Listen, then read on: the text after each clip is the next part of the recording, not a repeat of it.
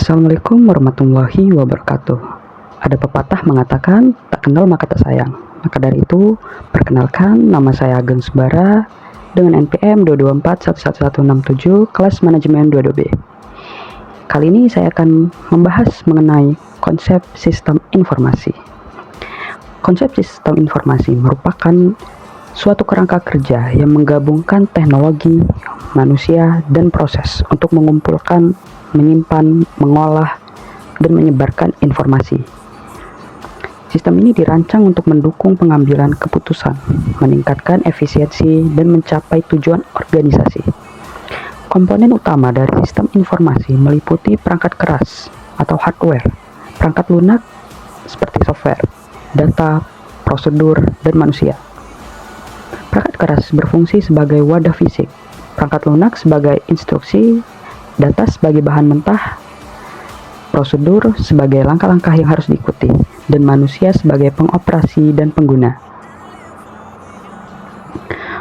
Fungsi utama dari sistem informasi adalah untuk mengubah data mentah menjadi informasi yang bermakna. Data yang dikumpulkan dari berbagai pihak sumber seperti transaksi, penjualan, data, pelanggan, atau data produksi diolah melalui proses yang kompleks untuk menghasilkan laporan, grafik, atau visualisasi yang mudah dipahami. Informasi ini kemudian digunakan oleh manajemen untuk membuat keputusan strategis.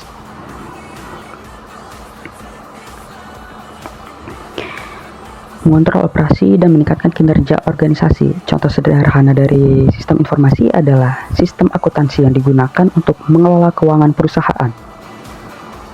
Sistem ini mengumpulkan data transaksi, menghitung laba rugi, dan menghasilkan laporan keuangan yang akurat. Manfaat penerapan sistem informasi sangat luas. Selain meningkatkan efisiensi dan produktivitas, sistem informasi juga dapat meningkatkan kualitas layanan pelanggan, mendukung inovasi, dan memberikan keunggulan kompetitif bagi organisasi.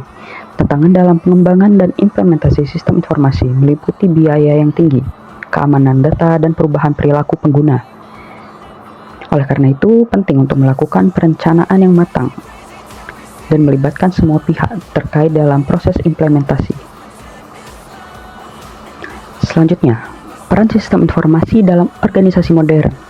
Dalam era digital seperti sekarang, sistem informasi telah menjadi tulang punggung bagi hampir semua organisasi, baik itu perusahaan besar, UMKM, maupun lembaga pemerintah. Sistem informasi memungkinkan organisasi untuk yang pertama, mengotomatiskan proses bisnis. Tugas-tugas yang berulang dan memakan waktu dapat dilakukan secara otomatis oleh sistem, sehingga meningkatkan efisiensi dan mengurangi kesalahan manusia. Lalu yang kedua, meningkatkan kualitas pengambilan keputusan. Dengan data yang akurat dan terkini, manajemen dapat membuat keputusan yang lebih baik dan strategis. Lalu yang ketiga, memperkuat hubungan dengan pelanggan. Sistem informasi dapat digunakan untuk mengelola hubungan dengan pelanggan, memberikan layanan yang lebih baik dan meningkatkan kepuasan pelanggan. Lalu yang keempat, fleksibilitas dan skalabilitas. Sistem informasi yang dirancang dengan baik dapat dengan mudah disesuaikan dengan perubahan kebutuhan bisnis dan dapat diperluas untuk mengakomodasi pertumbuhan organisasi. Lalu selanjutnya ada jenis-jenis sistem informasi.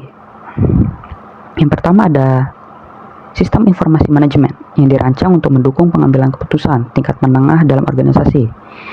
Yang kedua, sistem pendukung keputusan, yaitu untuk membantu manajemen dalam membuat keputusan yang kompleks dan tidak terstruktur.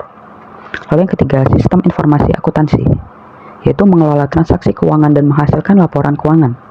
Lalu yang keempat, sistem informasi sumber daya manusia, yaitu mengelola data karyawan mulai dari rekrutmen hingga pensiun. Lalu yang terakhir itu ada sistem informasi produksi, yaitu mengelola proses produksi mulai dari perencanaan hingga pengiriman produk. Jadi, dalam kesimpulannya, konsep sistem informasi merupakan suatu hal yang sangat penting dalam era digital saat ini. Dengan memahami konsep dasar dan manfaat dari sistem informasi, kita dapat memanfaatkan teknologi untuk meningkatkan kinerja organisasi dan mencapai tujuan yang lebih besar. Sekian dari saya. Maaf bila ada salah kata. Saya akhiri. Wassalamualaikum warahmatullahi wabarakatuh.